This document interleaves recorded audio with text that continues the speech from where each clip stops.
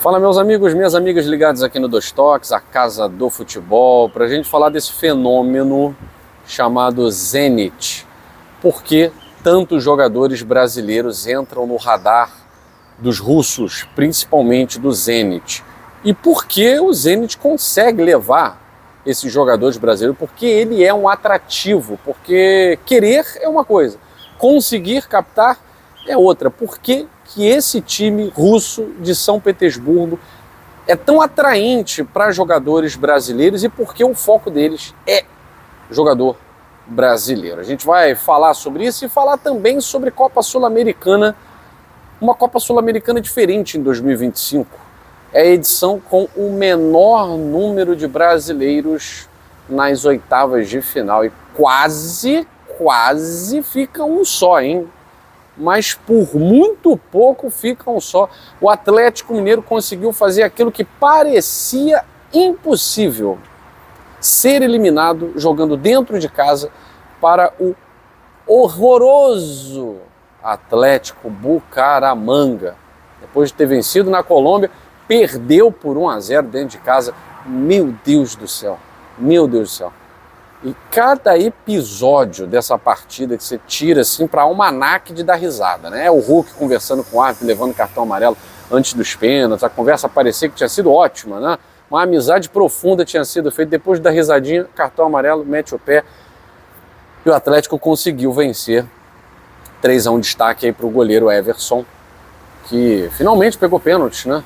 E fez o último gol do Atlético Mineiro na sua cobrança de pênalti também. Mas a Copa Sul-Americana, esse ano, só Fluminense e Atlético Mineiro representam o futebol brasileiro. Um cenário pra lá de esquisito, tendo em vista o domínio dos brasileiros, pelo menos na presença das fases finais, tanto na Libertadores como na Sul-Americana. Esse ano está minguando do lado da Sul-Americana e na Libertadores tudo normal, né? Os brasileiros em maioria. Enfim, falar desse fenômeno chamado Zenit. É uma equipe do momento, surgiu agora, cheia do dinheiro, então, não, é uma equipe muito tradicional. O Zenit tem 100 anos, 2025 é o ano do centenário da equipe russa, que inclusive fez diversas homenagens, né? Uma delas muito legal a jogadores brasileiros. E os jogadores brasileiros têm uma história muito estreita com a equipe russa há muito tempo, né? Há algumas décadas já. Me lembro muito bem, quando eu era garoto aí, Hulk jogando no Zenit, outros jogadores brasileiros também de relevante destaque.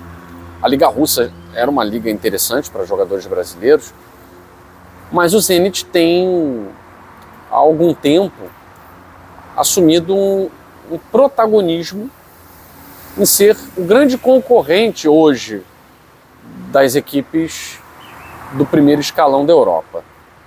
E aí a gente viu casos como o Rei da América, Luiz Henrique, maior jogador do continente, prêmio de maior jogador do Brasil no ano de 2024, indo para o futebol russo, jogar no Zenit. Agora o Gerson também foi para o Zenit, que já tinha o Claudinho, se transferiu para o mundo árabe há pouco tempo, mas jogador de destaque também no Campeonato Brasileiro. O Claudinho foi lá para o Zenit, o Wendel, jogador do Zenit. O Zenit tem 8 jogadores brasileiros. O Nino, que veio do Fluminense, muito bem, campeão da Libertadores também, um dos melhores zagueiros do campeonato, foi para o Zenit.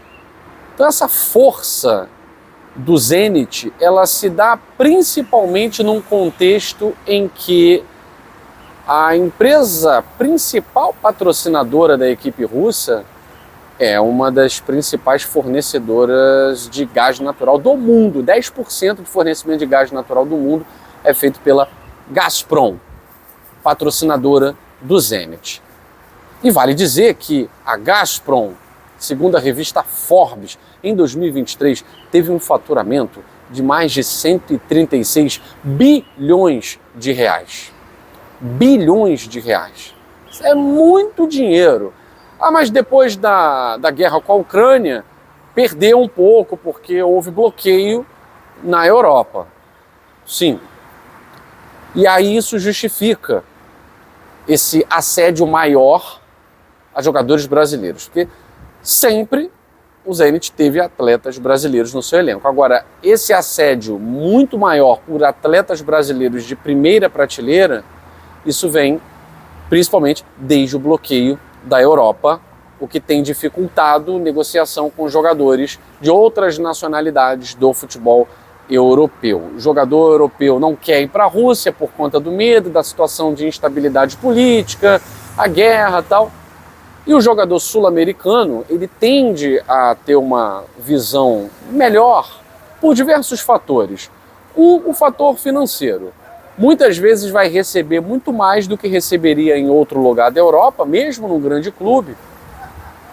E o que receberia em 12 anos, 10 anos aqui no Brasil, recebe em 3 anos no futebol russo. O Zenit gasta muito em investimento, gasta muito em altos salários, gasta muito em estrutura, e São Petersburgo é a segunda principal cidade da Rússia. E é uma cidade confortável, é uma cidade muito bem estruturada. O Zenit é uma equipe que goza de uma estrutura fantástica e o fator financeiro conta muito, né? Então é uma Rússia, São Petersburgo, né? É uma Rússia semelhante a algumas boas cidades do futebol europeu. E essa ligação da Gazprom com o Zenit é uma ligação muito profunda, é o principal patrocinador, e vale dizer que a Gazprom tem uma relação íntima com o governo russo. O governo russo é uma espécie de acionista majoritário dessa empresa que patrocina o Zenit, e o governo russo tem interesse de que o Zenit seja essa figura futebolística, esportiva, de sucesso, que recebe jogadores do mundo inteiro, principalmente brasileiros, o aspas, país do futebol e tal, porque passa uma imagem diferente, até controversa, do que o governo russo passa para a maioria do mundo, né? Pelo menos que a imprensa passa do governo russo para a maioria do mundo. O Zenit vem num contraponto, então para o governo russo é interessante que o Zenit tenha jogadores que jogam um futebol alegre, um futebol diferente, como é o caso do Luiz Henrique, que é um futebol de muita ousadia, de muita alegria, habilidade, o Gerson.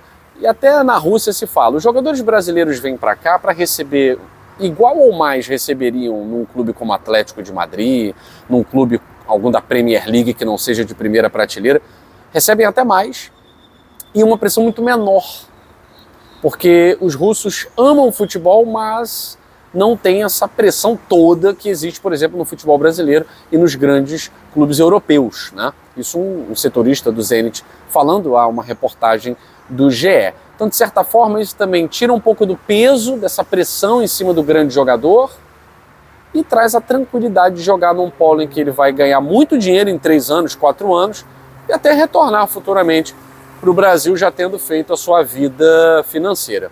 Hoje o Zenit encontra um rivais na verdade, né? Que são os times do mundo árabe, do Oriente Médio, que também chegam com cifras absurdas, querendo levar os grandes jogadores do futebol sul-americano, principalmente do futebol brasileiro. Então o Zenit hoje é o principal terror dos times brasileiros, porque antigamente a gente tinha certeza, né? Nosso jogador tem mais de 30 anos. Ufa, o futebol europeu não gosta desse tipo de jogador. Agora mudou, porque os clubes russos estão de olho e os clubes do Oriente Médio também oferecem cifras voluptuosas, gigantescas para esses jogadores, ou seja, os brasileiros, os times brasileiros que são terror da América do Sul, continuaram a ter os seus fantasmas no continente europeu e agora no mundo árabe, no Oriente Médio. Beleza? A gente volta mais tarde falando sobre a situação do Paquetá, que é uma definição da situação do Paquetá que está para acontecer hoje, tá certo? Então a gente vai trazer aí essa informação para vocês na segunda edição aqui do Dois Toques, a Casa do Futebol. Valeu!